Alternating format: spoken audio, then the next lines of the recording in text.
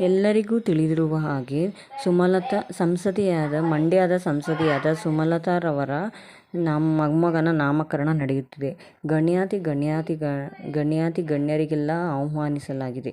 ಪ್ರತಿಷ್ಠಿತ ಹೋಟೆಲ್ವೊಂದರಲ್ಲಿ ಮೊಮ್ಮಗನ ನಾಮಕರಣವನ್ನು ಹಮ್ಮಿಕೊಳ್ಳಲಾಗಿದೆ. ಎಲ್ಲರಿಗೂ ತಿಳಿದಿರುವ ಹಾಗೆ ದರ್ಶನ್ ರವರು ಬರುತ್ತಾರೋ ಇಲ್ಲವೋ ಎನ್ನುವುದೇ ಒಂದು ಪ್ರಶ್ನೆಯಾಗಿದೆ. ಇತ್ತೀಚಿನ ದಿನಗಳಲ್ಲಿ ದರ್ಶನ್ ರವರು ಸುಮಲತಾ ಅವರ ಫ್ಯಾಮಿಲಿಯವರನ್ನು ಅನ್ಫಾಲೋ ಮಾಡಿರುವುದು ಒಂದು ಪ್ರಶ್ನೆಯಾಗಿತ್ತು. ಅದು ನಮ್ಮ ಫ್ಯಾಮಿಲಿ ಮೇಲೆ ಯಾವುದೇ ಮುನಿಸು ಇಲ್ಲ ಎಂದು ಕೂಡ ಸುಮಲತಾರವರು ಹೇಳಿದ್ದಾರೆ. ಹಾಗಾಗಿ ದರ್ಶನ್ ರವರು ಅಭಿಷೇಕ್ ಅವಿವಾಹ ಮಗನ ನಾಮಕರಣಕ್ಕೆ ಹೋಗುತ್ತಾರೋ ಇಲ್ಲವೋ ಎನ್ನುವುದೇ ಒಂದು ಪ್ರಶ್ನೆ.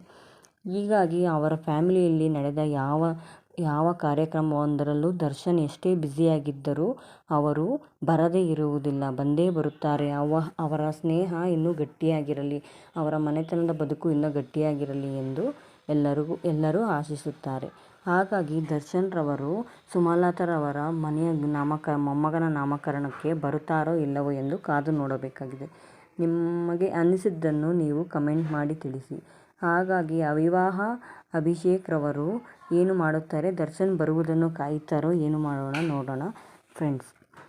ದರ್ಶನ್ ರವರು ಸುಮಲತಾರವರ ಮೊಮ್ಮಗನ ನಾಮಕರಣಕ್ಕೆ ಬರುತ್ತಾರಾ ಇಲ್ಲವೋ ಎಂದು ಕಾದು ನೋಡೋಣ.